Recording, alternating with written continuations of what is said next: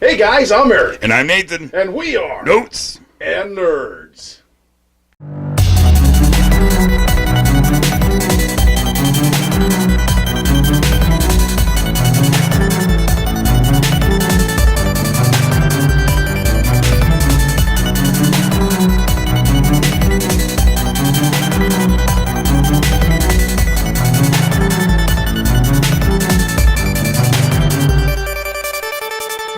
All right, guys, so here we are in a very strange environment. It's a man cave. Man cave. It's got a lot of interesting goodies in here, and this is the gentleman who owns it. Please, sir, introduce yourself.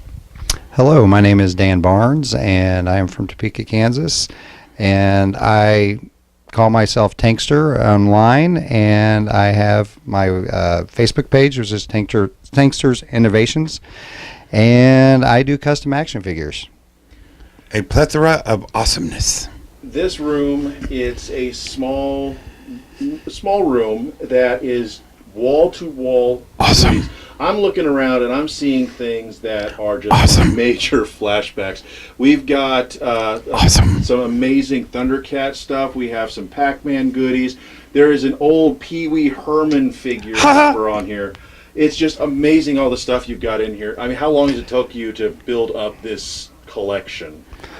I would say probably at least in the last 12 years, at least. So Yeah, nothing like this takes, it doesn't happen overnight. no. He likes his goodies. If you were to make a random guess, how much do you think you've probably spent on this collection? If the wife is out of earshot, oh no, I'm just kidding. She's part of this too. She helps collect. That's awesome.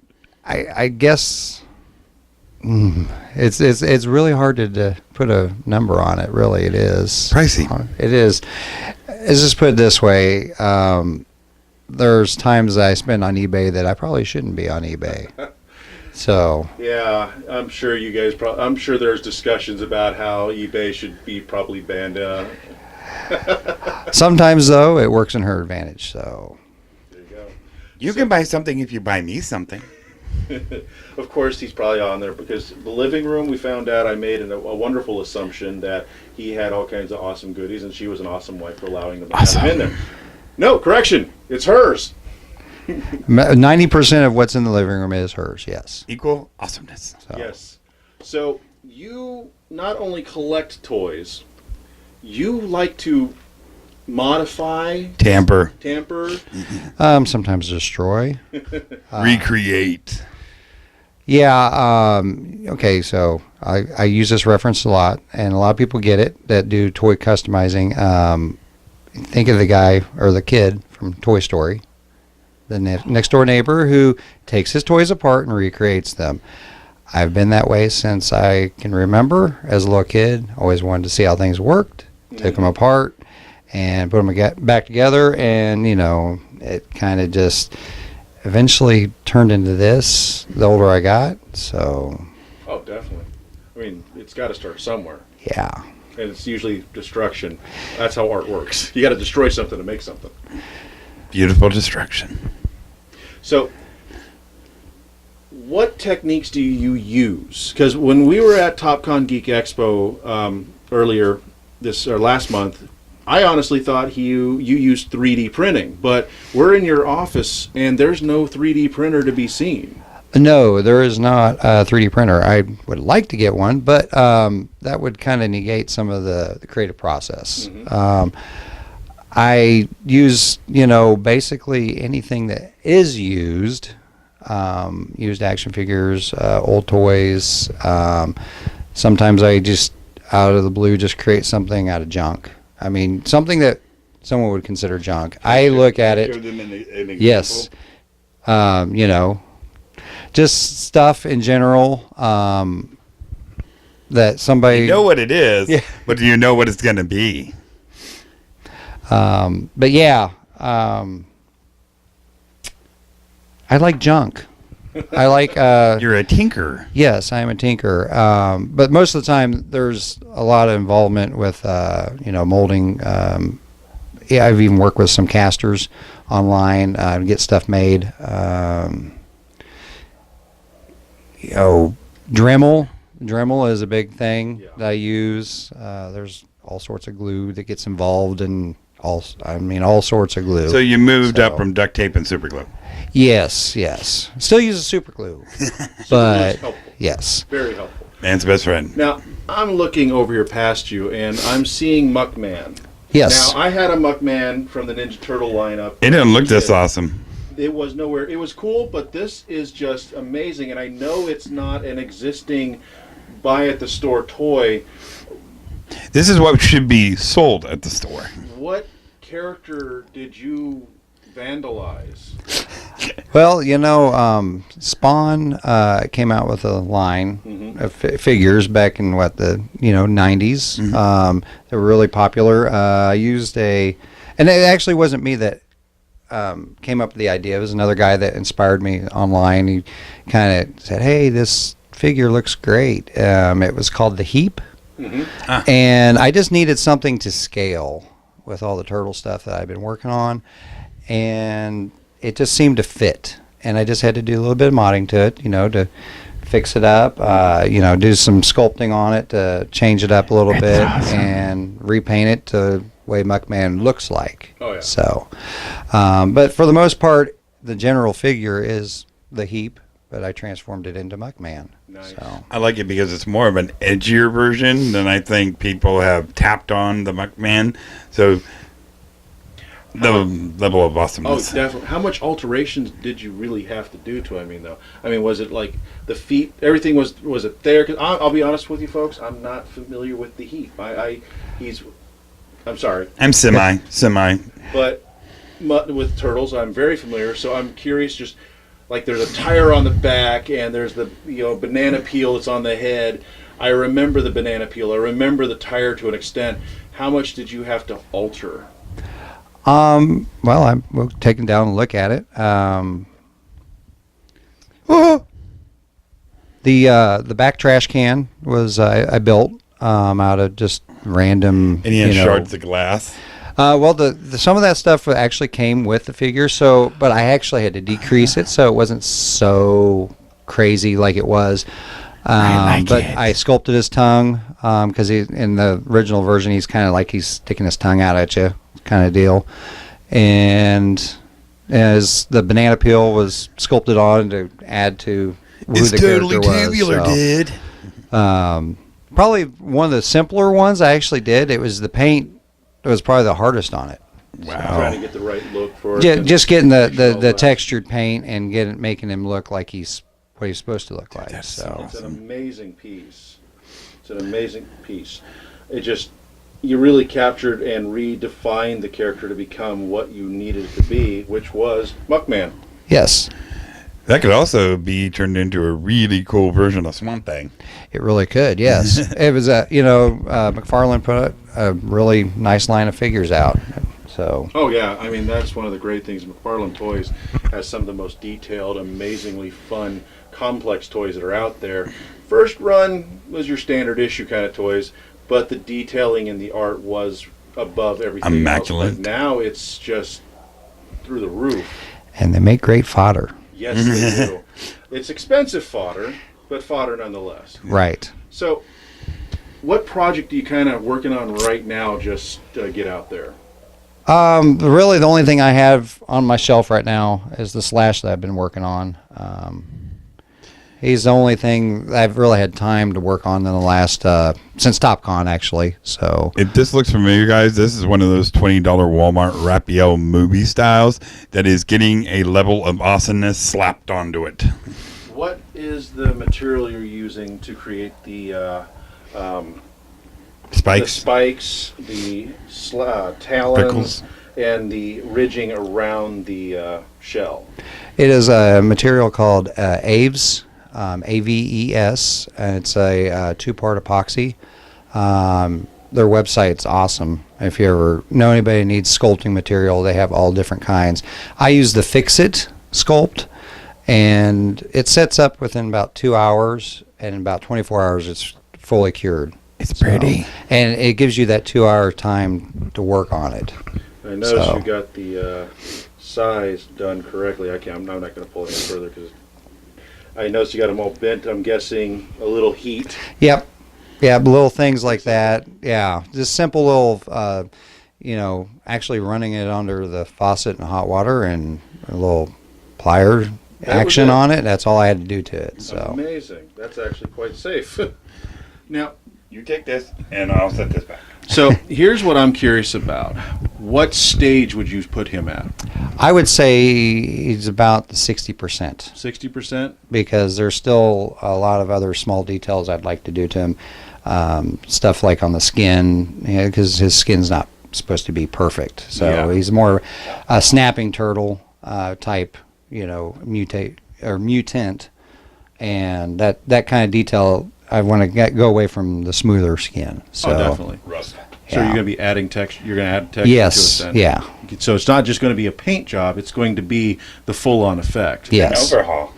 Now, I remember at TopCon seeing all your cool Ninja Turtle action figures to go with the movie figures. Mm-hmm.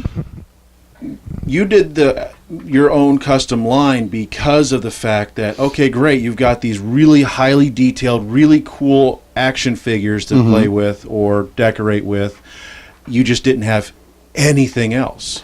Yeah, they basically they killed the line after they did the turtles themselves and did Bebop and Rocksteady, and I was a bit disappointed. There's a lot of third-party companies out there that are making stuff, but for the most part, Playmates had gold, right? Yeah. With that line, and they gave up.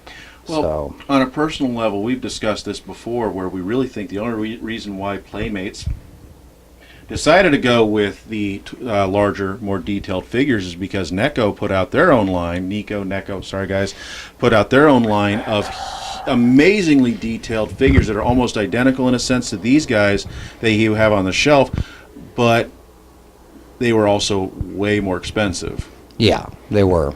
And I heard the build quality really isn't much different. I mean, for the most part, they're not. I mean, at least articulation-wise, Yeah. they're very articulated figures. Amazingly articulated. So it's stuff that we, as kids, we would have clamored over, Oh, yeah. So, The but fingers move, mommy. The fingers move. Now, because I'm seeing in your shelf right here that you have a Toka and a Razor. Mm-hmm. You have an amazing Krang with his cyber suit. Your Shredder is impressive. Your He has a Mondo Gecko. and the Mondo Gecko is pretty impressive. I mean, it's amazing.